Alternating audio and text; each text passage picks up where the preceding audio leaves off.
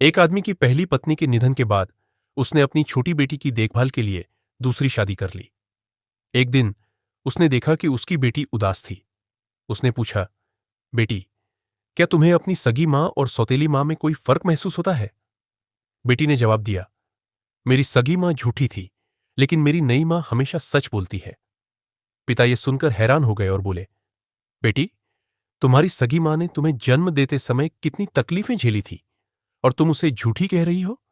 तुम्हारी नई मां अभी कुछ ही दिनों से आई है और तुम उसे सच बोलने वाली कह रही हो? बेटी उदास होकर बोली, बाबा, जब मैं ज्यादा शरारत करती थी तो मेरी सगी मां कहती थी, आज तुम्हारा खाना बंद। लेकिन दोपहर होते ही वह पूरे गांव में मुझे ढूंढती, पकड़कर नहलाती और अपने हाथों से खाना खिलाती थी। कितना प्यार करती थी वो। इतना कहकर बेटी की आंखों में आंसू आ गए। उसने फिर कहा, लेकिन मेरी नई मां भी कहती है, अगर ज्यादा शरारत की तो खाना नहीं मिलेगा। और बाबा, जो कहती हैं वही करती है।